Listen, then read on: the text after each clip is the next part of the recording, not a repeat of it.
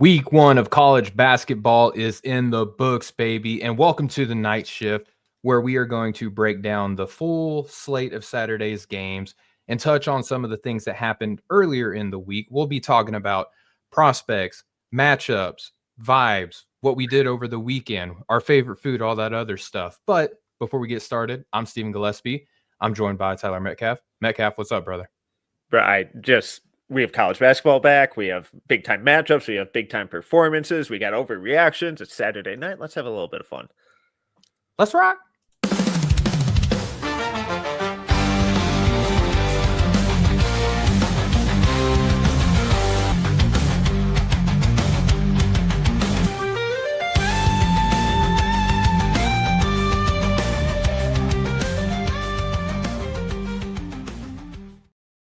What's up, y'all? We are live here on the No Ceilings NBA Draft Show here on the No Ceilings NBA YouTube channel. We're also going to be on your podcast player of choice. I'm Stephen Gillaspie, and I'm joined by Tyler Metcalf again this week. Metcalf, we did some work earlier in the week together. And, dude, we're kicking off the night shift for No Ceilings. And anybody who's a fan of the McShay Show, this is going to be very familiar to you, where we are filling the void in the college basketball space saying, hey, on Saturday nights, we will break down the Saturday games. We will talk about the things that we liked throughout the earlier portions of the week. We'll talk about prospects. We're going to let our hair down. The ultimate goal of this show is just to have a little fun. It's okay to be fun. We're fans of the game too. This is going to be a good time, man. Metcalf, I'm looking forward to this. How are you feeling? I'm pumped. This should be a good time. I think it's a really fun opportunity to get a rotating cast of crew and opinions and voices and faces in here. Continue to build the community. The live chat is always a lot of fun during these shows, and I think Saturday night, after a week full of games, a day full of games, should be even more fun. Let's overreact a little bit, have some fun. Shout out to the chat already, especially Norin and Dirty Dancer in there chatting it up from before we even started. Some real sickos in the chat having conversations before the show went live.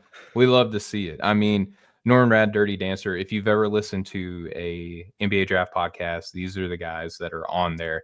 And Metcalf, we started off saying we're going to have fun. What could be more fun than your favorite team losing in a clutch moment right before you kick off a podcast? That would be the Arkansas Razorbacks losing to the Michigan State Spartans, 66 for Arkansas, 69 by Coach Izzo and the Sparties.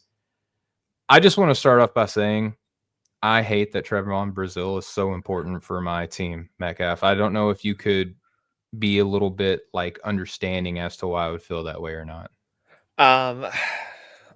Yeah, it's rough. It's, and he'll go through like 3-minute stretches where it's like, oh, did he figure it out? Like, making a big block on one end, rim running and dunking on the other. Nice little pick and pop three. Everything looks smooth, consistent. And then he'll try a running skyhook that hits off the side of the backboard and then dribble it off his foot and then commit a really silly foul. It's all the same stuff all the time. Yeah. And it's unfortunate, but yeah, he's a big piece of your team and it didn't go well. Yeah, we have no bigs. We have 3 4s that we play, a 3 that we play at the 4, and then the rest are guards and wings. And it's hard when you go up against a team that is coached by a Hall of Famer, someone who's schematically brilliant and has been for, decades? I think he predates both of us probably put together in age, Metcalf, to be honest with you. But, yeah, it's a rough look, man, especially whenever – they got so many guys on Michigan State's side who can just make good decisions. I want to start with this, though, for Michigan State, so I don't have to focus on the pain that I feel in my heart. How about Cam Ward with a cool 18-10 off the bench, adding to their loaded freshman class, dude? He when we were doing, we prep for these guys and these incoming freshmen over the summer, and you try and watch as much as you can. And some guys, there's really limited film on based on where they went to high school. And Cam Ward was one of those guys where it's like, man, I like what I'm seeing, but he's also like by far the biggest, most athletic dude out there. So how real is any of this actually?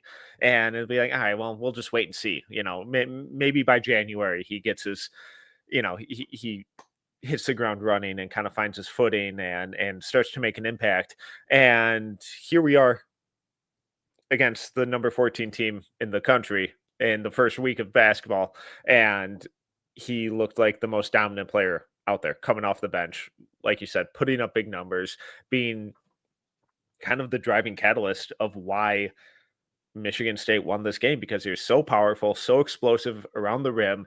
And when you just look at like the team numbers here, if I told you coming into this game that Michigan State was going to shoot 1 of 14 from 3, 41% from the floor, 69.2% from the free throw line, you would probably feel pretty good about that, while you also tie them on same amount of turnovers. You'd probably be like, all right, cool, we ran away with this.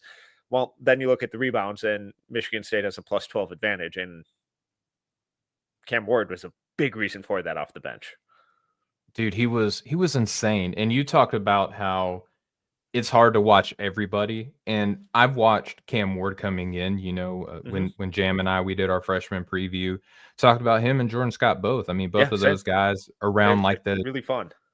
Dude, yeah, coming out of the DMV area, and that's where Jam resides, so he was familiar with them and watched, and I was like, I don't know if Coach Izzo is gonna play these dudes, because he normally plays seniors. He is not one of these coaches that is super infatuated with the one and done era, like at all. And when he does have them, they don't necessarily play crazy usage roles on their team or anything like that. But I didn't know how much he was going to play, if he was going to play at all, let alone in his first major game, like top 25 game. Just let's roll him out there and almost mess around and get a 20-10 game. It was insane. And it was on a night where Jeremy Fears was 0 for 7 from the floor. I mean, you mentioned all the stats against Arkansas, and like if this happened, how would you feel? If you would have told me that we held Jeremy Fears to 0 of 7, 0 for 2 from deep, and 4 of 6 from the free throw line, I would have felt just as good about that. Especially since he was coming off a monster game in their first game. And he's never been a big time shooter or anything, but you expect him, especially now being there for a couple of years, to get to 10 points, and he's stuck at 4. And they did a good job of kind of shutting him down, but they couldn't end possessions. They couldn't figure out how to control the paint and control the rim. And that goes back to our point of they just don't have bigs, unfortunately, especially when Nick Pringle's in foul trouble. So it gets real thin, real ugly, real quick. And when a team like Michigan State can bring in a guy like Ward off the bench to be that physical, to be that explosive and strong in the interior, even though he's not the biggest dude, he plays like he is. And it can really make a major impact when this Arkansas team is trending a little more towards the finesse side, can't shut down possessions. Yeah, I mean, the defense was a problem, except for there was a few plays back to back to back where Trevon Brazile, in the moments that he looked like a pretty competent defender, he was just denying outright these entry passes to guys like Jackson Kohler and Carson Cooper, just poking them out, running, causing problems in transition. That's when Arkansas was looking fun. And I'd even tweeted out, like, it's pretty cool that we can, we being Arkansas, that we can roll out lineups that feature Acuff, Malik, Billy Richmond, and Carter Knox. I did that early on in the game, and then I'm looking here at the box score, and Carter Knox put up one shot, dude. Yeah. One shot. It's not good That's enough. I feel like the draft community at large, we like Carter Knox a good bit. We've all seen him. I'm trying to figure out what's going on there, man. Like, why is he not playing a bigger role on this team? I have no idea. And I'm really afraid that we're starting to trend towards, we like the idea of Carter Knox. And we like what Carter Knox showed in high school. And we like what Carter Knox showed in the last month of last season. Those things are good. What we've seen in the preseason, what we saw for most of last season, what we saw tonight, was indecision, it was passiveness, his complacency. I thought his defense was really good. He had some nice rebounds, 4 assists, but also 4 turnovers, 0 for 1 shooting. It's just he's too good to be being that passive, and he just seems too okay with being an afterthought within the offense. It's like, man, like you're too skilled, you're too good of a shooter, you're too good of a slasher to be doing that kind of stuff. But that's one of the reasons I'm kind of excited to go back and rewatch this game later tonight. Is all right. How much of that is him being hesitant and getting off the ball and not, is it a him thing, or is it a Darius Acuff, Malik Thomas, DJ Wagner, Billy Richmond thing of not finding him when they needed to and playing with tunnel vision and over dribbling? Because there's certainly a lot of that going on tonight too. You're 100% right, dude. I mean, they had 16 assists, which is not a lot. It was 2 fewer than what the Spartans had. And I was watching, and to put it bluntly, like 6 of those 16 came from one person, right? So that just goes to show you that if Acuff is not setting up the team, it's pretty much like every man for themselves. Everybody's like trying to take someone off the bounce. Even when Billy Richmond, and I love him and his athleticism, but when they had the numbers game on a 2-on-1 on the break, he wanted to throw down over Fears whenever he had what I even think it was Acuff on the opposite side of him, kind of trailing on that 2-on-1 break I think it was the first half. And he's just like, no, I'm going to go for a poster instead of an easy, but like I'm going up for a contested dunk instead of just giving my teammate an easy bucket. And I feel like a lot of this, just speaking as a fan, I'm frustrated, right? Like I'm super frustrated from watching this team that should be way better than what they're showing in this matchup. But I also feel like a lot of it is this team still trying to figure it out, because I don't know if you kind of caught on to this. I'm sure you did, Metcalf, but there were so many offensive possessions where they were running a pick and roll set and 3 guys were on the left wing and the whole right side of the floor is just wide open for someone to be there. And then they were kind of like, do you want to go over there? No, I'm going to go. And then like kind of, I got it, you got it type thing between all 3 of them. It was just so frustrating to watch, like how cluttered they were, just probably due to lack of chemistry. Yeah. And one of their last possessions is in like the final 2 minutes. I think they were trying to just run like a normal Spain action, and like all 4 guys in the paint were like trying to screen for each other, and it's like no one knew who was supposed to be running off of where, and it was just shockingly disjointed. But I feel like we kind of typically see Calipari teams struggle a little bit early in the season and then really round into form towards the end of the season. So I wouldn't be too worried because there's too much talent, too much experience, lifetime experience, not just college basketball experience, in that backcourt for them to continue playing like this. If they are still looking like this towards the turn of the new year or, coming into February, then, sirens of panic. But I expect things to get significantly smoother, because you also have to remember, like, Darius Acuff is having to learn to play on and off ball. DJ Wagner's now having to learn how to yet again play with another point guard. Malik Thomas is having to learn how to play more off ball with a little bit of on ball and speeding up his decision making in that sense. So that last shot was, and he had a couple. The last one, like in the closing seconds of the game, where he like takes off and like tries to split 2 defenders, goes up, loses the ball as the hands are going up, regains and just chunks it up and misses it wildly. I'm like, come on, dude. Like these are the same 2, like him and Darius Acuff. These are the same 2 dudes that have been dominating all preseason exhibition and stuff. I mean, they still put up numbers. They both had 16 points and shot under 40%. One thing I wanted to ask you about those 2, in light of the efficiency, the bad game stuff, we've talked about how Cam Boozer has looked in the bad games. We've talked about how Darren Peterson has looked in the bad games. These are bad games from those 2. Yeah. What did you take away from like the bad game aspect of those 2? That they kind of still haven't figured out how to impact winning when the shot's not falling. And that they're in a very different stratosphere than these top 4 guys. or a top 5 or top 6, however you want to classify it as. But like, depending on who you're talking about this week, yeah. They're a ways off. And a lot of it is just the processing speed, and they're especially with Malik, he's so frustrating because when he's playing simple and playing decisive, good things happen. We saw just catch and shoot threes, goes up. Yep. I trust him in those situations. Even just attacking a closeout, 2-dribble floater or 2-dribble drive and dump. Those situations, he looks phenomenal. But when he has the ball in an isolation or pick and roll situation, he over dribbles all the time. He tries to overcomplicate it. And there were a couple times tonight where he turned it over. They went to timeout, and Calipari's screaming at him and like gesturing, like, "Why are you dribbling this much? Get off the ball. It's gonna come back to you." And that's something he was. And if you watch their pro day, that they televised, that's something he was getting on Malik then too. So it's like, I think Malik is incredibly talented. I think he really cares and wants to be good. And we see that especially on the defensive end, but we're not seeing it click on the offensive end yet when he has the ball. And it's like, all right, are you just going to be this microwave off-ball scorer, or is there more to your game? And right now, obviously a lot of season left, but right now I'm not sure. I think that's fair.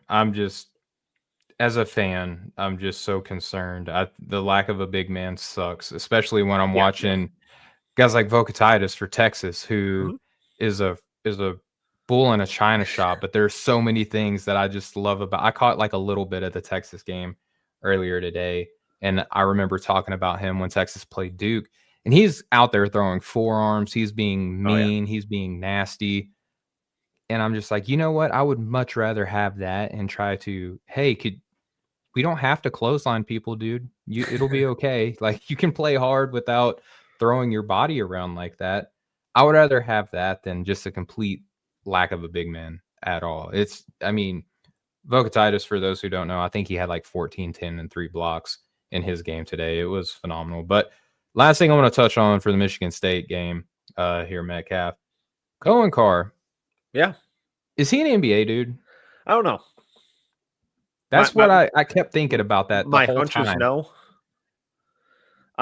Because and he's still not shooting at all, and he is still just a junior. So, and he's going to be, I would expect him to be a 4-year guy, but it does seem like he gets meaningfully better every single year. And as a freshman, it was spot minutes and it was just open court stuff, highlights. Last year, we saw him improve a ton as a cutter. This year, in this game, I thought we saw some really fun passing stuff from him, and ability to get downhill and a little more than just straight line stuff. So I think he continues to add to his game. 4 of 7 tonight from the floor, but 0 of 1 from 3. And if he's never going to shoot it at all, that's okay. But you have to be elite on defense and on cutting and crashing the boards and doing those things. I think he could. But I don't think I would be really, really surprised if he ends up being a this year guy. Yeah, that's where I think I'm ultimately landing too. But I kept watching him just like get to the paint at will against, Arkansas is not an outstanding defensive team, but he's going up against guys who are going to be in the NBA next year. And he just made them look silly with how he could get to the basket. Just constant paint pressure, constant just paint touch, drawing fouls, getting to wherever he wanted to go. He's pulling down rebounds. He's even passing the ball. I think he tied it. Yeah, he tied a team high in assists today as well. Only 2 turnovers as well, and only 3 fouls as like a defensive dynamo. And I don't know. I feel like there's like a Josh Okogie in there or something. Yeah, you know what I mean? Like a player like that. And he was also wearing the world's largest undershirt. What's up with that? I don't know. He's not like a skinny dude, so I don't know what was going on with that, but he was drowning in that thing. It looked like there was like writing or something underneath. It looked like a graphic tee. Yeah. I was like, are you wearing 2 shirts under there? Like, what's going on with the undershirt situation here, bud? Like, it's all right. Look like you played for, you remember like the CDR, like Memphis team back in that era of basketball? Yeah. Yeah, the big shorts and stuff. He should just bring that look back. I'd be so down to support. He'd probably get drafted if he did that, to be honest with you. There we go. There we go. Do you have any more thoughts on this game at large or one of the prospects or anything before we kind of move on to somebody else? I love Billy Richmond taking 4 threes. I know he only made 1, but I Yeah, like the confidence, especially and he took, I think, 12 all of last year, so in this one game, he's almost there. it's a good Um, pace. it's a very good pace. So just the volume, I think, is encouraging. The mechanics look a little smoother, so I think it's a good start. Darius Acuff, I don't know what to do with. I where are you at with him? Because like the good is so good, and some of the passing stuff looks incredible. The defense is let's go with inconsistent. Hmm. The shot is let's go with inconsistent. Hmm. The decision making tonight I thought was kind of bad. Um, Hmm. so I just he's so bewildering because he's clearly so talented, but I don't know what to do with that with him right now. I think that's fair. I'm kind of in a mixed bag with him too because before he was putting up these like consistent like 17, 20-point exhibition performances and looking like the second coming of Stephon Marbury, I'm like, I had him in like the late teens, early 20 range, and I'm like, let's say that he stays there and like consensusly, let's just pretend. I know that everyone's not going to agree on anything, let alone or ranking of a player. But let's just pretend that he's in like that late teen, early 20 range. Is that good enough for him to come out this year? Like, would he's a big basketball family? There's a Yeah, lot of expectations. I think at this point, I think if you get top 20 feedback, you go. Mm, And anything after that, I think it becomes a lot trickier, especially if you're talking about going back to a school like Arkansas, who's invested as much money as they are in the yeah, basketball program, where it's like he might be able to make more just going back for a sophomore year. So yeah, and it's really tricky, especially since smaller guards. I know he's really strong and quick yeah. first step and all that kind of stuff, but smaller guards are a dying breed, and the margin for error is so small. Yeah, I mean, he didn't go up against like a world-beating front court. I mean, Jackson Kohler, Carson Cooper, those are not NBA big men. I Yeah, mean, maybe G League or something like that, but he's not going up against potential NBA big men. And he finished what was his where am I at? he was 31% from the floor. yeah. I mean, that's not great, dude. That's not what you want to see from a guy who is a guard who wants to get downhill. We already had concerns about the shot. The shot was concerning tonight too. So I don't know. It's tricky. I think it could be a LeBaron Philon situation this year. Is Maybe kind of where I'm at. fair. All right. Speaking of LeBaron Philon, let's transition now to the Alabama and St. John's game that took place. It was the big kickoff game Mhm. for college basketball today. We actually had boots on the ground there. Corey Tulaba, he dropped a reactions video on that earlier today too. So when you're done hanging out with us, if you got 16 minutes to spare, I'm sure you do. Go check it out if you haven't already. It was a pretty cool breakdown. Mhm. But Corey was there. And the Alabama St. John's game, it was a more higher scoring affair than the aforementioned Arkansas Michigan State game. But I felt like I had just as many questions with just as many players walking away from that game. Metcalf, which direction do you want to take? Do you want to talk about the one guy on St. John's who's probably worth draft analysis today, or do we want to break down Alabama and their kind of litany of players? Um, so I don't think either of these teams are going to play any defense all year. I would expect Mm-mm. both of these teams to have a lot of scores in this range, which is absurd to think about. Like the difference between this year's St. John's team and last year's St. John's team couldn't be more vast. I really struggled with basically everyone on St. John's. Oh, yeah. I'm assuming the one that you were most positive on, as I was Zuby. Yeah, Big Yeah, Zoob. Yeah, s- Corey is of the mindset that we got to put this guy as an NBA player, and I'm kind of like halfway inclined to think about it as like a set. I don't think he's a first at all, no, but I think, and again, this is going to be dependent upon how many players want to go back. I think there's like mid second round. Maybe he can work his way up into the early second round range for like a winning team, Luka Garza maybe type outcome for him if he were to, get drafted. I don't like, where are you at? Could he be Thomas Bryant? Yeah, maybe. Like not one for one, obviously, but that kind of like. No, we all know that you mean that he will be exactly clone. Thomas. Yeah, for sure. That's the way that draft projections work. Everyone knows this. I don't know. He's tricky because he's clearly talented. There's a lot of skill. He put that on display tonight. I mean, he had 3 assists. He was 2 of 3 from deep, 7 of 10 from the free throw line. He had some kind of funky turnovers where it was like mishandled from the recipient of the pass as opposed to him just like throwing a crazy pass. So even though he had 4 turnovers, I didn't feel like a lot of them were like, oh my gosh, what were you thinking or anything like that. There's a lot of feel in just kind of nuance and know-how how to play the game. But then my simple Arkansas brain comes down to he's not the biggest big man, and he is not the most he's strong and he's got some lift too, but he's I don't know. I have a hard time of undersized bigs who play the big spot and kind of trusting them to be an anchor, so to speak. Like, I don't think he can become what we're seeing from Derek Queen, which I think is the kind of, if you're wishing on a star, what you're wanting from him. If he can't do that, then what are you doing in the NBA?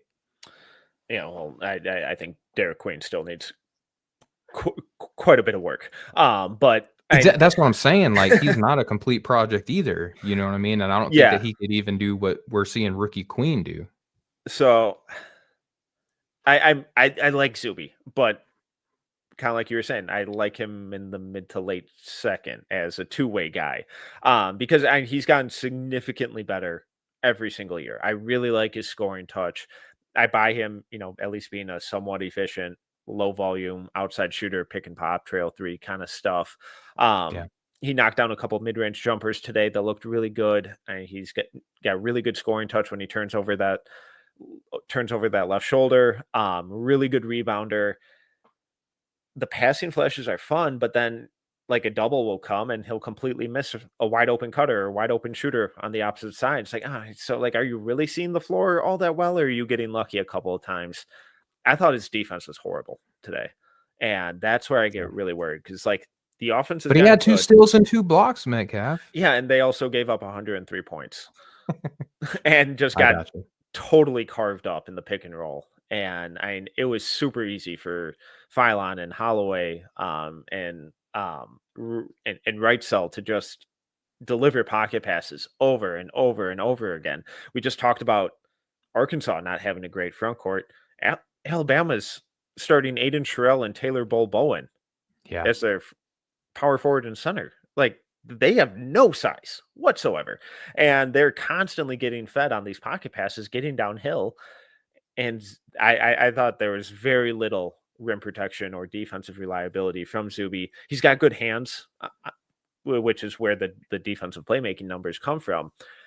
I want him to be really good. I like his game a lot, but it felt like he took a big step backwards on the defensive end from where he was at last year. And maybe that's just the general team context, because the entire team took a huge step back from where they were defensively last year.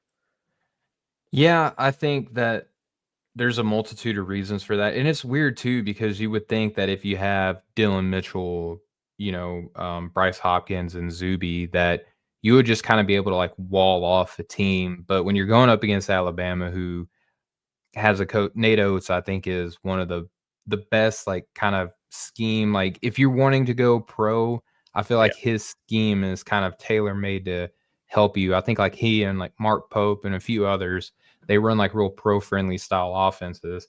And I think it exploited to, and I saw Fran Fraschilla, I forget who it was, but apparently Alabama brought in someone from the NBA. One of their coaches coming from the NBA. And that's why the pick and roll was so deadly for Alabama against St. John's, is because you're bringing in someone who sees the best players on a nightly basis and understands how to put them in the best positions to do their thing. you bring in a player like that and you implant them in the college basketball, and the proof is in the pudding. You get an almost 10-point victory against a team who was thought of as being a front runner for one of the best teams in college basketball. But Zuby being your anchor, like you said, sure, he can make plays, but that's kind of like what you get. And I get that he's skilled. I just don't know how certain his translation to the next level is going to be, and that's where I'm at. I also feel that way about a couple other players. Captain Jack. First off, he comes off the bench. Yeah. Is that what you want? Like, there's a lot of just sameness on the St. John's team for me, and a lot of overlap with Sellers and Sanan and Ian Jackson.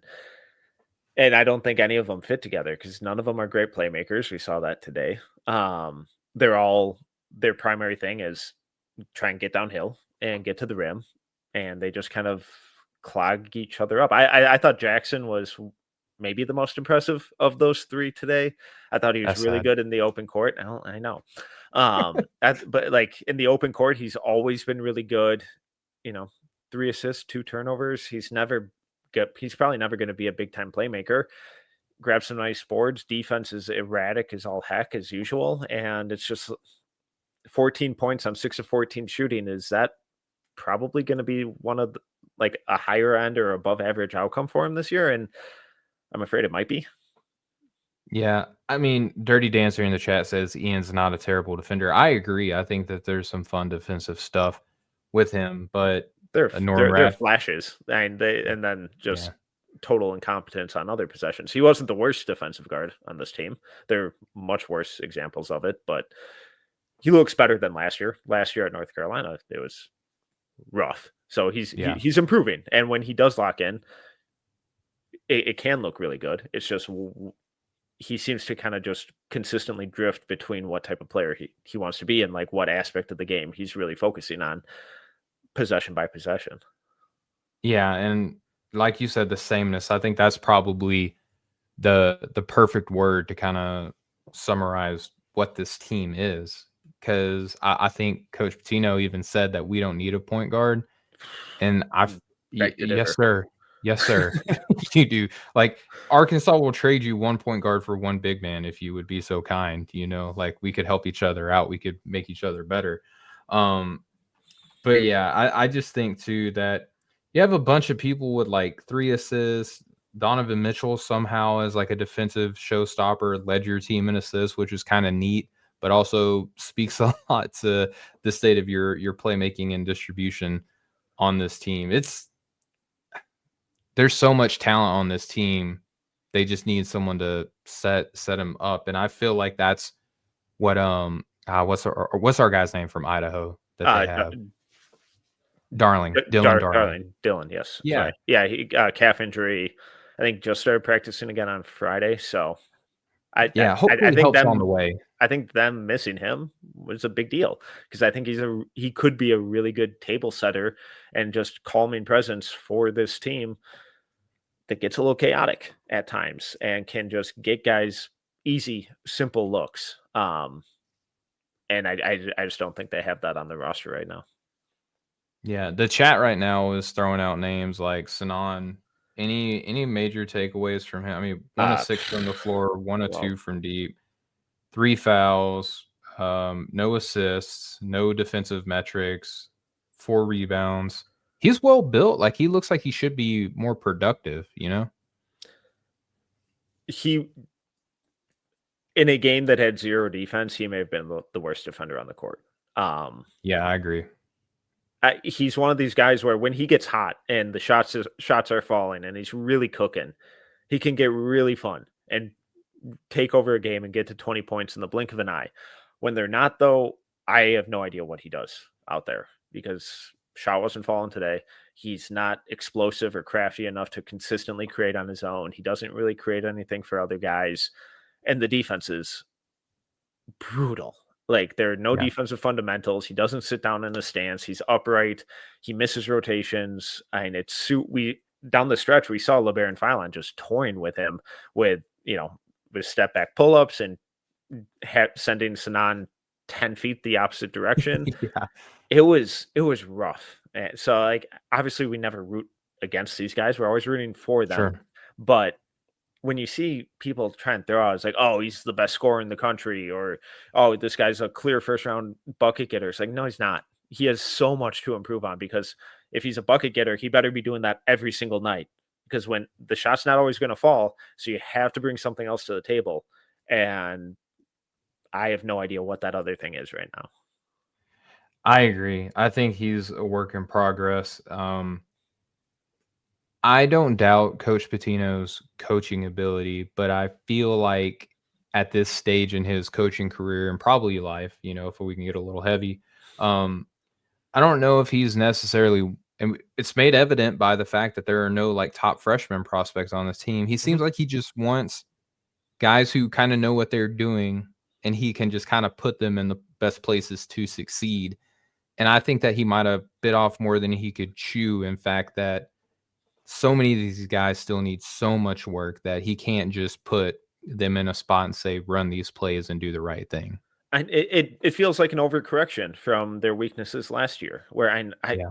I really enjoyed that team last year, where they were defensively focused, they were really disciplined, they functioned well together, but they had a lot of games where they struggled to get a bucket, and we saw that in the tournament. That's why they got knocked out. So now in the transfer portal, he just goes and gets a bunch of microwave scores, and now we're seeing them give up 103 points in their second game. For sure. All right, so let's get to the victors here, because I'm sure there are some Alabama ghosts out there screaming at us. LeBaron Philon, 25 points, 3 boards, 3 assists, 1 steal, 10 of 17 from the floor, 2 of 5 from deep, 50% from the free throw line, and had 4 fouls. This was very much like the everything that you would expect to see in a LeBaron Philon, maybe throughout a season, kind of boiled down into one game, like the perfect encapsulation of the LeBaron Philon experience, where early on it was like you're being too passive, you're not really having a consistent, steady presence on the game, and then all of a sudden, every time you see Alabama score, it's LeBaron Philon, it's LeBaron Philon, it's LeBaron Philon. I don't know necessarily like what to do with him as a as an NBA prospect and where to rank him when I'm watching all these younger guys seemingly have a more consistent, steady presence on the game, and they look like they're built for the NBA a lot better than what we're seeing from LeBaron in his second season. See, I came away more pleased, I guess, with his game than you Oh, guys seem to. Russillo, I was actually more impressed with. Yeah. Yeah. We'll see. Like I watch it, and on my 12 legal notepads of note taking. No, the lack of defense from him today was disappointing. But Yeah. it's like, all right, well, if no one's out there playing, if no one on the court is playing defense, can I really knock him all that much? And guess what? Yeah, I can. But Dr. Defense. and the handle's so good. He gets to the rim whenever he wants, and there were a handful of flashes of really high level playmaking stuff that I feel like the 3 assists simultaneously don't give him enough credit for some of the passes he made, and also kind of overinflate some of the like his playmaking stuff. Where How do you mean? I think he gets kind of like what I was talking about with Malik. He gets into like this over dribbling and over complicating stuff, and plays with a little too much blinders, and just needs to be quicker with that stuff. Where his initial instinct is to get to the rim. Second instinct is to draw a foul. Third instinct is to knock down a step back jumper. And then like fourth is to create for someone else. And I would like to see the playmaking instincts elevate on his to-do list when he has the ball. Because like when he really does get paint touches, collapses the defense and kicks out, it looks good. It's just not nowhere near as consistent as it needs to be. But like the at-rim finishing stuff, I thought looked really good today. He was finishing with both hands, finishing through contact at unique angles. 25 points on 10 of 17 shooting. Not too bad for me. And then all of that rim pressure sets up those step back jumpers that we saw late in the game, that because the defense is constantly on their heels because they're having to deal with this dude flying past them for the previous 35 minutes, and now they're leaning that way, and now it looks like the shot's grown to a place where that step back jumper is a legitimate weapon. So Yep. now if he starts toying with that earlier in the game and hitting guys with that in the first half, and now they're lunging out at him, now he's keeping that dribble alive and going past him yet again for a layup. So I think there's still a lot of growth for him, but I was a little more encouraged, I think, than what the rest of the No Ceilings group chat threw out there. Yeah, so I wanna make this clear. I'm not discouraged. I just don't know if I'm moved in in any Yeah, direction on him right now. Like, I guess that's if I could phrase it another way, I don't know if this game changes the opinion of that's fair. anybody on LeBaron Philon. Like, that's ultimately Yeah, I where think that's I'm fair. at with him. So what would you need to see from him for I that to change? I wanna see just more consistency in the downhill stuff. Like, we get that he can play laterally, and I get that there's other talent on the team.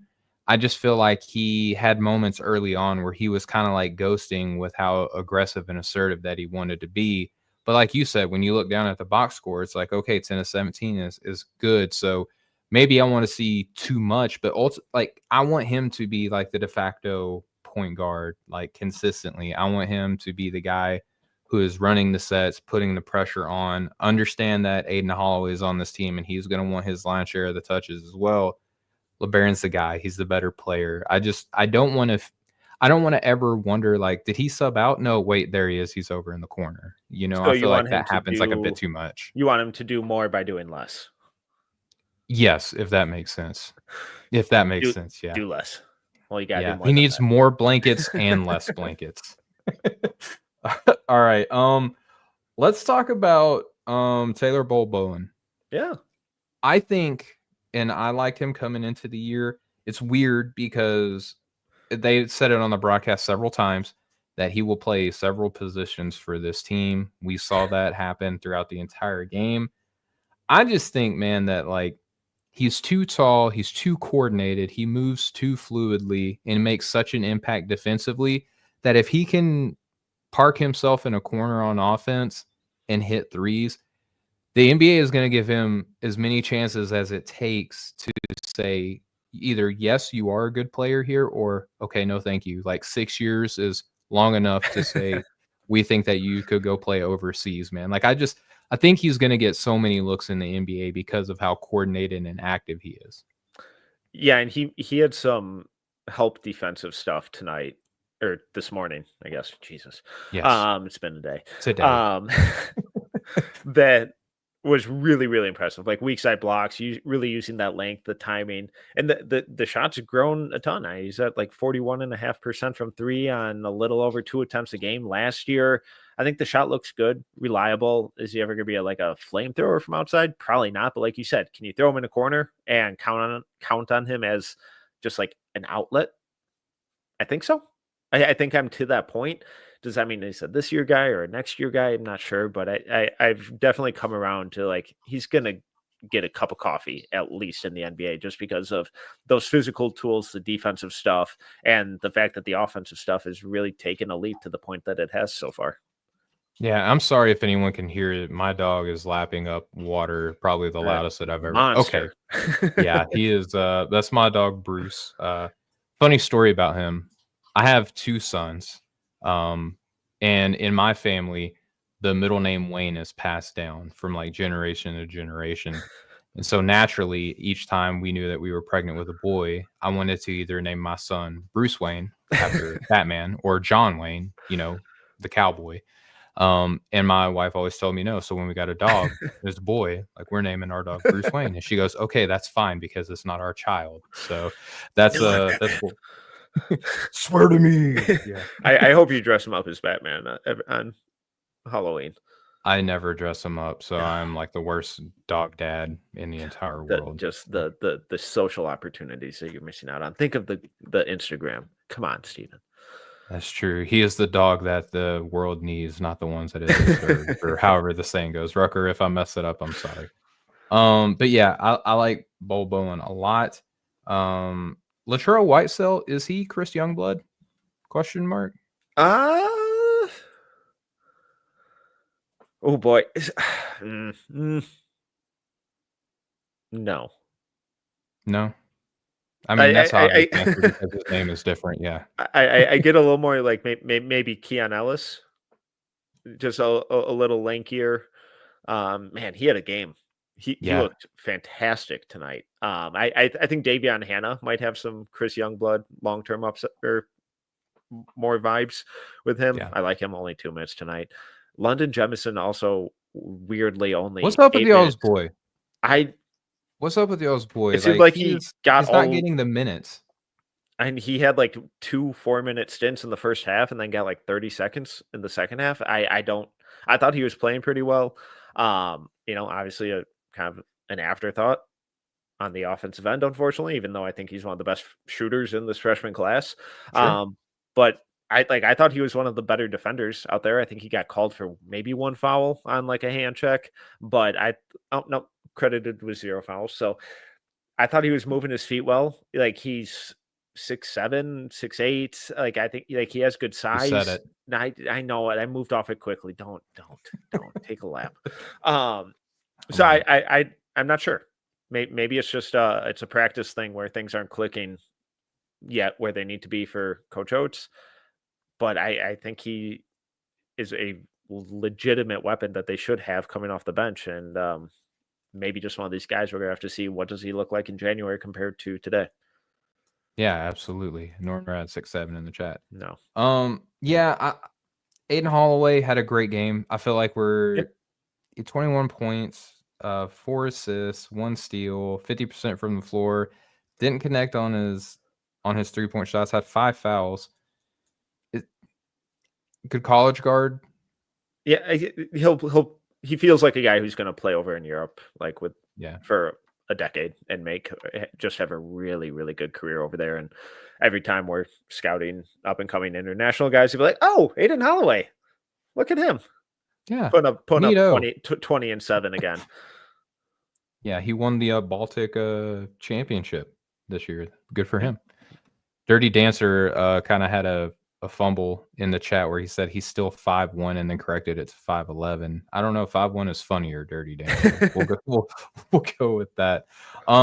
Metcalf, this is where we're gonna kind of divide and conquer because as you and I are 2 different people. We watched multiple different games. It was funny. Just kind of let people in behind the curtain a little bit. I actually have a literal curtain in my office, so I can say that and not be a liar. Where do you want to go first? Let's talk about a game that you watched that I might not have put a lot of eyes on, or do you want me to go with Duke and Western Carolina to get some stuff off my chest? No, we'll go with the marquee matchup instead, San Francisco versus Memphis. Yeah, let's do that. So my whole point in watching that game was for Tyrone Riley IV, a lot of people's darling sophomore breakout candidate. I'm starting to worry that I don't get it at all with Riley. I think the shot looks smoother and more comfortable than last year, but this dude is so happy not being involved in the play ever that it's really concerning. Like you were talking about not loving that you feel like LeBaron Philon disappears for stretches. This dude disappears for days. He just stands on the weak side, and I thought one of the whole selling points with him going back to San Francisco was like, "Hey, no, we're gonna skyrocket that usage. We're gonna get you some more on ball reps. We're gonna let you showcase your playmaking ability, your handle, your scoring versatility, and it's all the exact same stuff." It's been a really unfortunate start to the season for him, and that's like the numbers are okay. I think he had like 15 today on somewhat efficient shooting, but that's a testament to the spot up jumper improving, which is great. I love that. Yeah. That's not enough to be a first rounder. Just improving as a standstill shooter. Like I need to see so much more. And just it feels like he's cool being an afterthought on offense right now. I hate that. And I'm not gonna lie to you. I was at a fork in the road with my TV, and I was on ESPN Plus because that's where we go to watch basketball games now. And I was like, I could either watch Memphis and San Francisco for the exact reason that you said. Hey, there's this guy who a lot of people have in the first round. He's playing. Then there's also this other guy playing against lesser competition, Nate Ament. I watched him play, And let me get that out. We'll just kind of Yeah. transition there. I kind of naturally just transitioned. Are you familiar with the Northern Kentucky Norse? That's who they played. That's who Tennessee played today. Their logo on ESPN looks like something that was made in like old Microsoft clip art. And when you click on the box score, literally nothing pops up. So I'm excited to hear about it because Yeah. I'm now useless in this segment. Yeah, I want to talk about Cale Robinson from North. No, let's go to Nate Mint. Like obviously that's why I put on the game. Finished with 23 points, 8 rebounds, 5 assists, 2 steals, was 50% from the floor and the 3-point line, and was 9 of 10 from the free throw line. I don't know where you are with Nate Mint. I feel like coming into the season, a lot of us are kind of up in the air. Like we get the idea, he's 6'10, 6'11, shooter, not necessarily the strongest on-ball creator, not necessarily the most physically imposing defender, but a capable one, a guy who will care and give a crap on that end. Needs to put on weight. Kind of feels like he's going to be a built-in supporting cast type player right off the rip, but because he's so tall and can shoot, the upside has to be high. That's kind of where I was. And I watched the first half and I was pretty unimpressed because I was expecting him to blow out this team. And I was like, why is he being so passive? He's struggling to, once he gets into the paint, convert. He's not drawing contact. He's leaning away from it. And then the second half happened, and he started doing the things that you want to see. And now I know that it's only Northern Kentucky, so it's one of those weird situations. If you do well, oh, it's only Northern Kentucky. But if you do bad, it's like he can't even do anything against these Like it's guys. Northern Kentucky. Like Yeah, come on.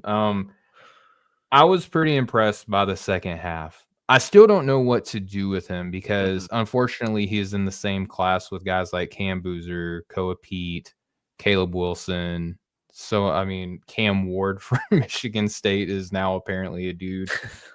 He's in this class to where it's like he's not the strongest on ball guy. He feels like he's going to be a Zachary Richer variant, where that length is going to give him so much kind of leeway and runway to continue to grow and get better. I don't know how much bigger he's going to be because when you look at his frame, he's not necessarily the most boxy, squared off guy to where you feel confident that he's going to put on meaningful weight.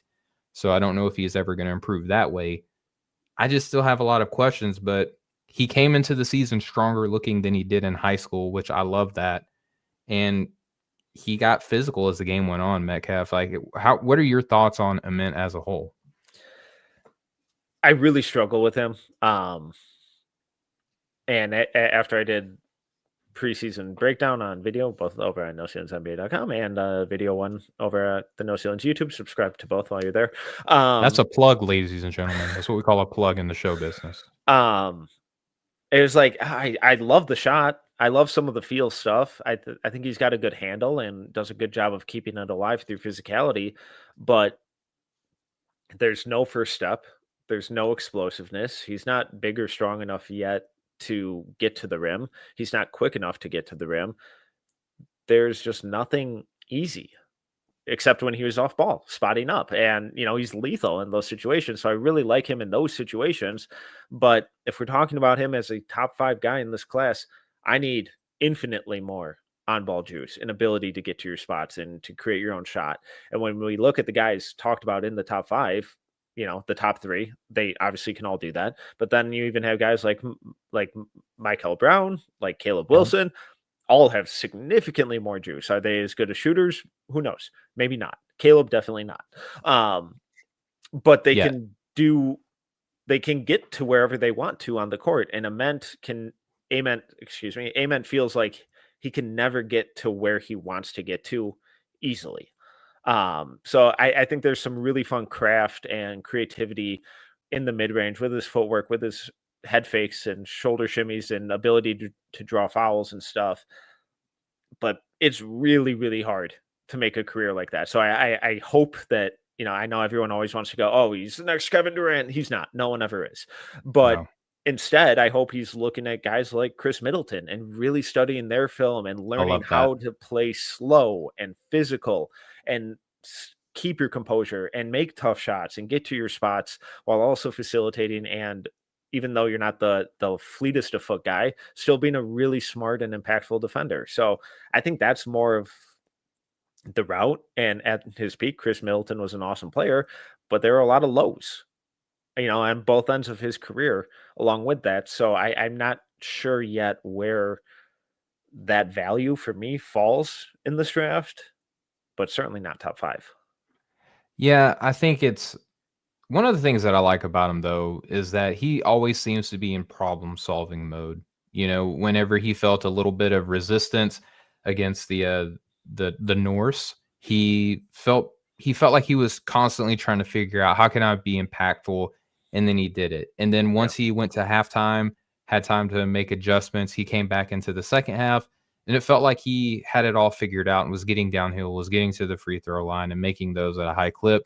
He's doing things that I wanna see, which is great. It just doesn't feel as impactful as what we're seeing from some of the other guys that I have ranked ahead of him. He's probably gonna be just like a totally find a good player, though. Yeah. Like, I just Well, don't know if he's a star. when you're that big and that good of a shooter, there's some sort of role. Yeah. But is that Chris Middleton? Is that Ryan Anderson? Is that Patrick Baldwin Jr.? Is it Michael Porter Trey Jr.? Murphy. Like, yeah, but that's someone who's got some nasty bounce and Yeah. legit first step. And I he's really tough. I'm fascinated to see what he looks like as we get into conference play, and then by the end of conference play, it's going to be a really, really fascinating study. And I hope they continue to play him in more of that secondary off-ball creator role rather than putting him on ball. Okay. Where do you wanna go next? Do you wanna pick a game or you want me to pick a game? Uh, I feel like Zach I'll be real quick. Okay. The other one I caught just because the stat line was absurd. Rowan Brumbaugh from I had him in Tulane. my top 60 coming in. Again, put up a 30 piece against Texas State. Just a casual 19 for 19 from the free throw line. No big deal. Free throw merchant. No, I like the spot up jumper looked good, and the fouls were ethical. He was getting downhill. He was attacking the rim. He was getting paint touches, and then capitalized at the line. So it was just like a really funky stat line where you're like, oh, 34 from Rowan. It's like, this rocks. Let's check it out. And then you open up the box score, and it's 19 for 19 from the free throw line, and you're like, oh, this is gonna be a bummer. But it wasn't. It was actually a rather delightful watch in terms of film because he was attacking and doing stuff off ball. So he wasn't necessarily on my radar coming in. I know he was on yours, and some others at No Ceilings. But it's like, oh, okay, gonna have to keep a closer eye on what this guy does throughout the year. Yeah, my sell with him was like, we have Bennett Sturts at home if you're Tulane. That was my Rowan Bumbach pitch coming in. I'll just hit some highlights before we go out through the rest of the week. I watched a good portion of the Duke versus Western Carolina Catamounts. Fun name there. Boozer with a very cool 25 points, 8 rebounds, 5 assists, 1 block, 53% from the floor. Was ice cold from deep. Like in the first half. Second half came around just like it was his last game. He is a second half assassin. Finished 4 of 9 from deep for 44%, 5 of 5 from the free throw line. Everything that we expect from Cam, both good and kind of keep your finger on the pulse and see what it looks like down the line. It was present through the game. I do want to give a shout out to Caden Boozer, who I just wrote about this past week over at NoCeilingsNBA.com, and why I feel like he could potentially be a lottery level talent. Is that he had 14 points, 7 boards, 5 assists, 2 steals, was 50% from the floor. The 3-point shot is still a little bit of a concern, but he was 71% from the free throw line. I like Caden a lot. I feel like if the only thing that you really necessarily have to worry about with him is the 3-point shot as a guard, I would take that project on. We do it with everybody else. If I can get a guard who can set everyone up, who can play defense, who will do the things that guards in the NBA have to do, kind of long term. I like my chances with a guy who thinks the game like him and is smart and finds the right places to be more times than not on both ends of the floor. Any Duke thoughts? I only caught a little bit of this game. I thought Caden looked really good. Just composed, is really efficient running the pick and roll. Tough Isaiah Evans stat line, Very but tough. like I didn't really have a problem with any of his shots, and like a lot of them felt just like back rim or rimmed out, and just felt like one of those nights where the process was good, end result just wasn't there. And The then process is the most important thing. Everyone knows the this. the process was right. I wasn't wrong. The process was right. There you go. And then just before we move on, we're not going to really dive into this game because it's going on as we're recording. But BYU's up by almost 40 on Holy Cross, and AJ DeBonsa's apparently looking like AJ DeBonsa with 15, 7, 2, 6 of 9 shooting with like 10 minutes left in the game. So. Yeah, and AJ DeBansa disrespect continues because we're recording while he's on TV. We just had to pick a game. We went with the last high major game. We'll cover AJ on some of these, I promise, at some point. The only other kind of big points that I want to talk about before we get to the other games, Neoklis Abdalas was phenomenal in Vatek's overtime win against Providence. That's a real team, ladies and gentlemen, the Providence Friars. And I had questions about Neo coming in, finished with 33, 6 and 5, still in a block apiece, was 5 of 8 from deep. That was huge for me in my trend analysis of where he's going to end up leveling out on my board. I still don't necessarily know how I feel about him, like in terms of like high end where I can put him within this class, but I'm getting a lot of people saying that he's, what we all wanted. What did Nathan say? Rocco Precaution to be in the chat. That was fun. I haven't heard that name in such a long time. Oh God. And then Yegor Joman is the other name that a lot of people are kind of throwing out there because that's the most recent example that we have. So we have to do that. How are you feeling about Neo?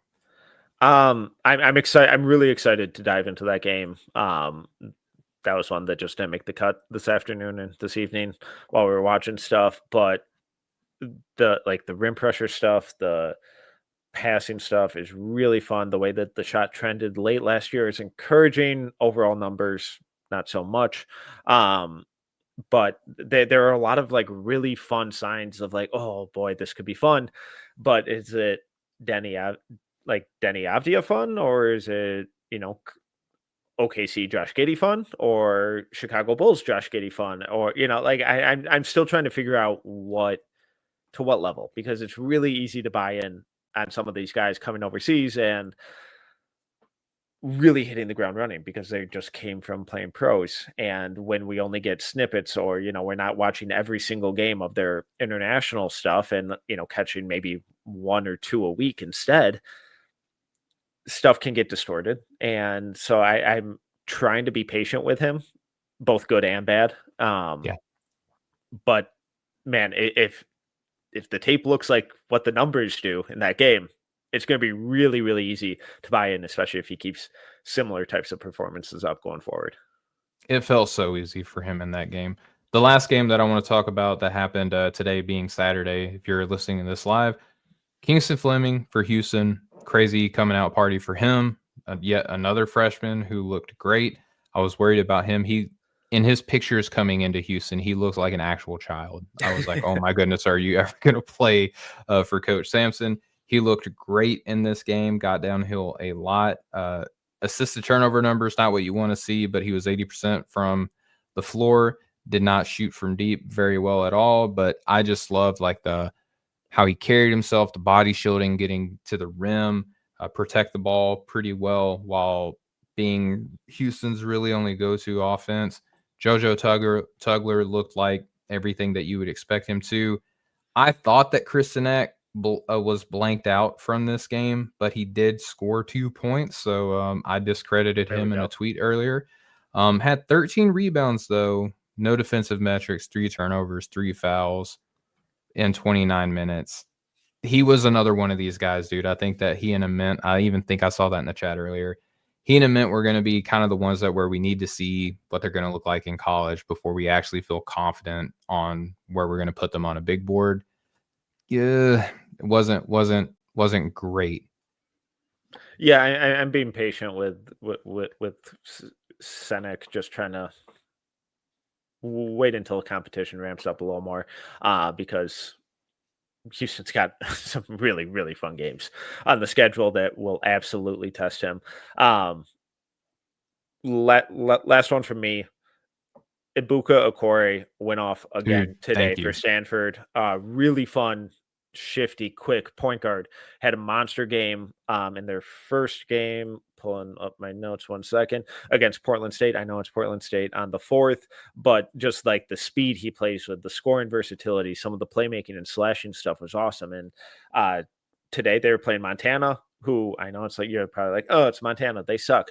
They have some players. They're not a major program, but they have some players, including Money Williams, who had a nice little 19-7-5 game, 7 turnovers. We don't need to talk about that. But Ibuka Okore again went off for 29 points, 4 rebounds, 2 assists, 4 steals, 0 turnovers on 11 of 16 shooting. Wasn't on my board to start the year. He might be now. I don't know if he was on anybody's coming in. I don't think I've heard that name. And I've never heard anyone at No Ceilings talk about him. And if he's not being discussed at No Ceilings, then that's a kind of major out of nowhere type of prospect, because we look for dudes like him. All I had was Rucker texted me after he played on the 4th. They're like, "Hey, have you seen this guy?" I'm like, "No, stop sending me your name generated, your random name generator results." It's like, oh no, he's real, and he is so much fun. Yeah, I'll give a shout out to him, and then you tweeted about him separately. We did not talk about this, so I feel like that's how you know that this guy is looking like a real prospect. Juke Harris out of Wake Forest. My goodness, yeah, dude. he's fun. He's interesting. Dude, it's super fun. And what's crazy is like I had so many people hit me up during summer to be like, "Hey, what do you think about Juke? Could he be a guy?" And you know what, you got to prioritize your film and you're looking Right. at everybody. He was the one guy I'm like, I'll get to him later. I wish I would have got to him sooner, because if the film looked anything like what it did in his most recent game, dude was everywhere. Like, he's not the most fundamentally sound defender, but he kind of gives me some Tari Eason, He's got Alex good Fudge length. Like he type moves vibes. well. Yeah. Yeah. Yeah, he made so many plays on the ball by being out of position, and you can kinda tell that he trusts himself and he trusts his length and he's got good instincts. And then offensively, he's a high flyer, dude. And I think the shot looks good. Like Yes. it looks comfortable. And when you initially see a guy like that who's constantly just getting downhill, it's like, oh, he's gonna be a one-trick pony. Like these guys put up awesome numbers in college and never translates. And then you see him pull up from like 6 feet behind the arc. And it's like, oh, I was unfamiliar with your game. Welcome. So I'm really intrigued. Wasn't planning on watching a whole lot of Wake Forest this year, but that may have changed. They always get a weird guy that you gotta pay Yeah. attention to, it feels like. It's like every year they got one, and, Juke Harris is the guy this year. So, Metcalf, let's talk now. Saturday, I feel like it's in the books with the exception of the games that we haven't got to. I know the Gonzaga game was mentioned in the chat earlier. Sorry, we got to pick a time to come on here, right? Pick a game of, let's say, one of the bigger games that happened earlier in the week that you came out of either kind of being even more in on a player, or like a player that kind of changed your mind and caused you to kind of reevaluate where you were or where you are in the class. I know you did the reaction video for North Carolina, Kansas last night. Mhm. Do you care if I go there? Please, I'm yeah, not I'm trying to step asking on you. toes. Yeah. Um, I was super high on Caleb Wilson. Feel great about that. Same with Darren Peterson. Feel great about that.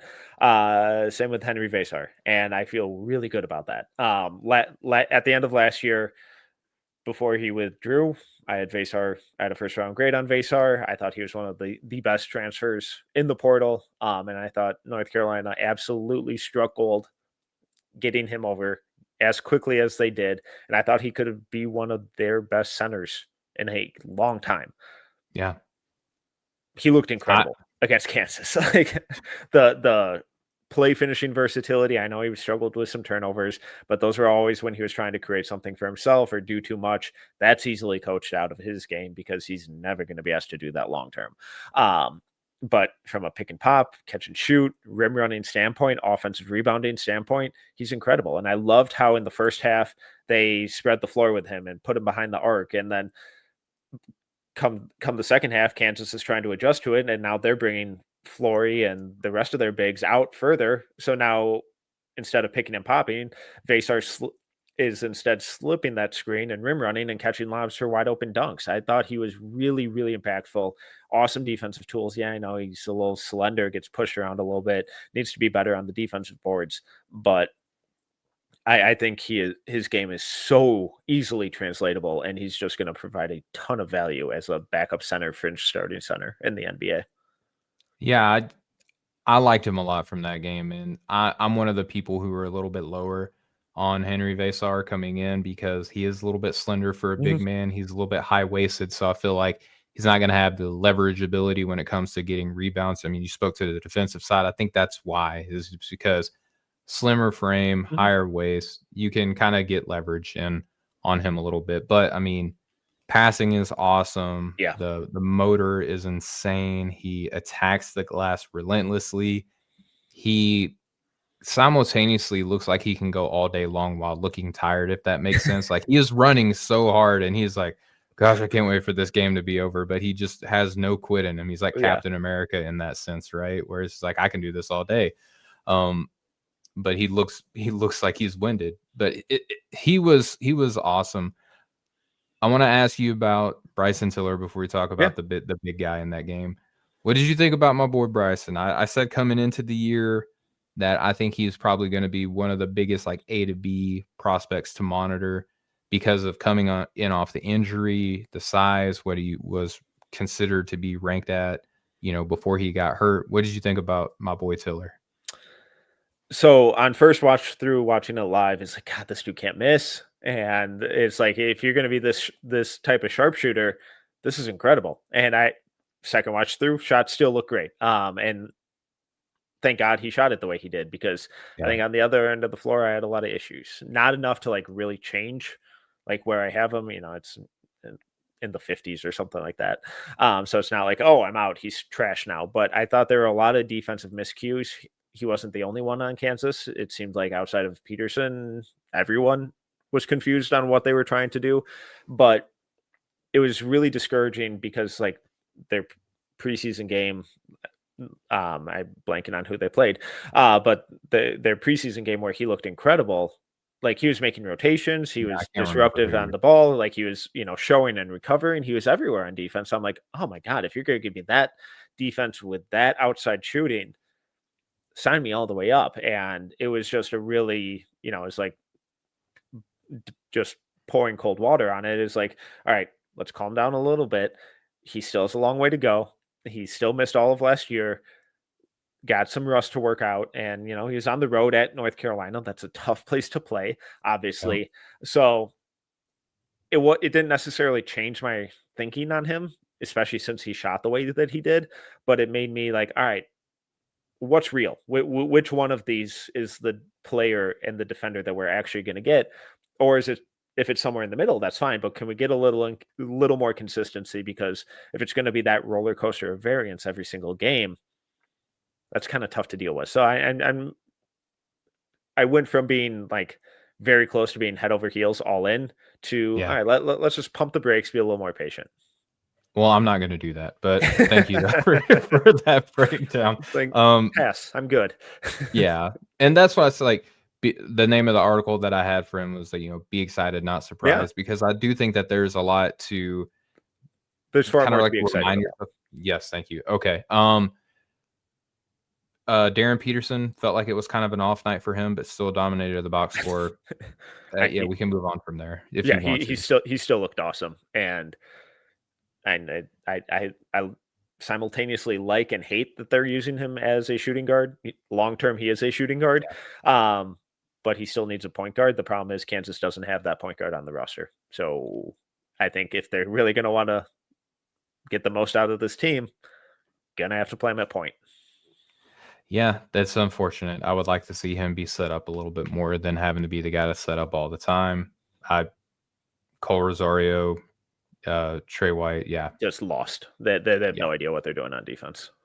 Correct. Caleb Wilson.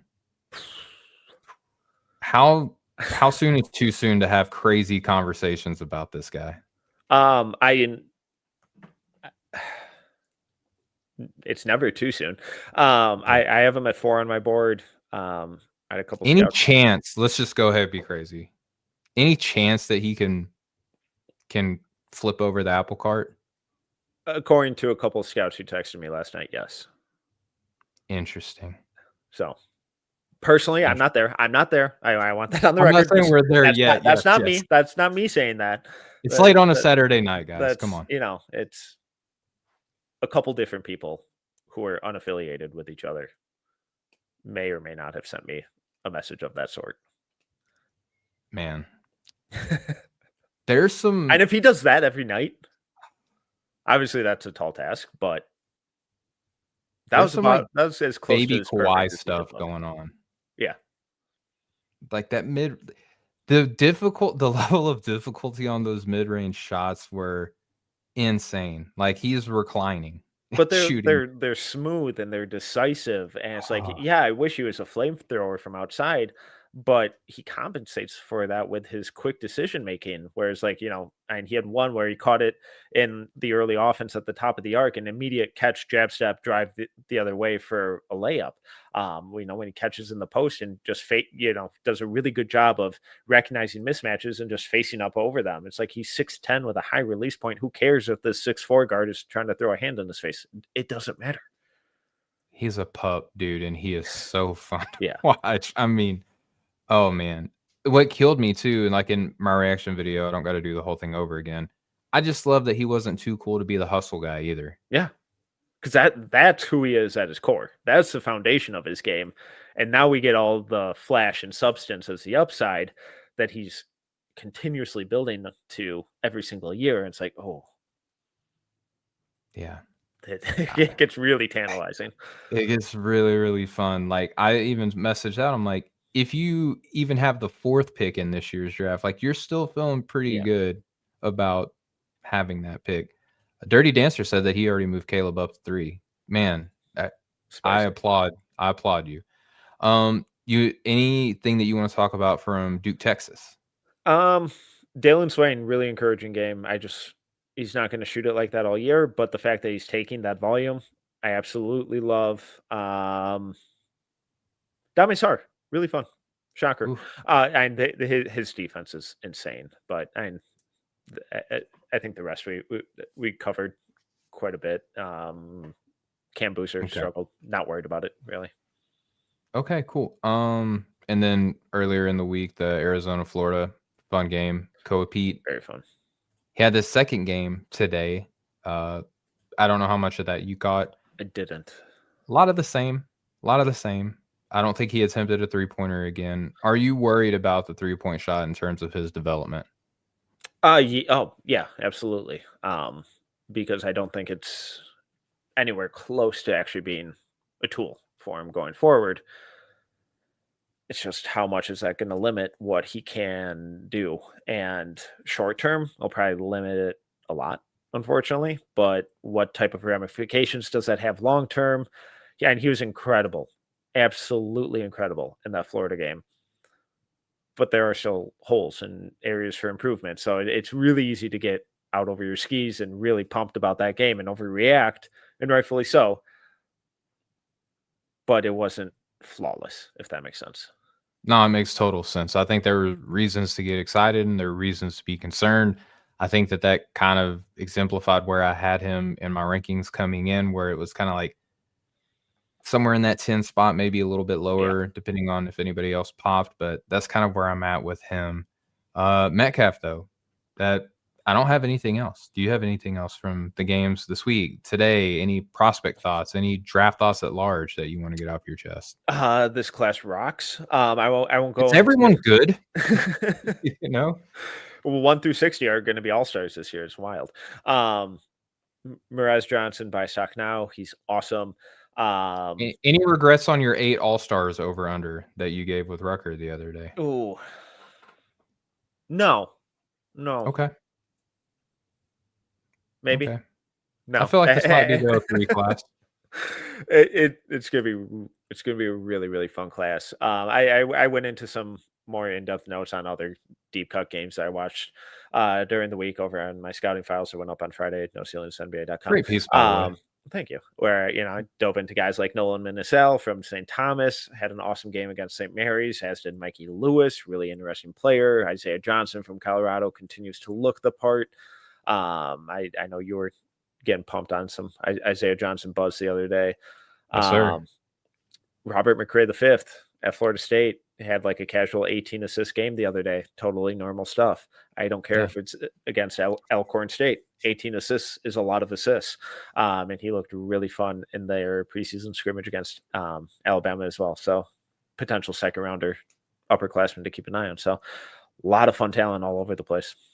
Yeah, I watched McRae when he played for the Jacksonville Dolphins, and he looked like the best player in the gym. And I'm glad that he is finding success outside of Jacksonville, because that university looked like a high school. But yeah, I'm just excited for a lot of things that we have going on here at No Ceilings too, man. This night shift is going to be kicking off, today, but obviously we're going to continue this throughout the rest of the year on Saturdays. This is a safe place to come hang out. Just let things fly, let your hair down. We just want to have a lot of fun and talk some hoops with everybody. We have some cool things coming up next week over at NoCeilingsNBA.com, and we will continue to do live reactions after some of the big games over on the YouTube channel. That's been well received, so thank you all for doing that. Metcalf, do you want to say anything to the people? Have a good Saturday night. Thanks for hanging out. Can't wait for next week. All right. Well, so for Metcalf, for myself, for the rest of the No Ceilings family, we will catch up with y'all next time. Much love, y'all.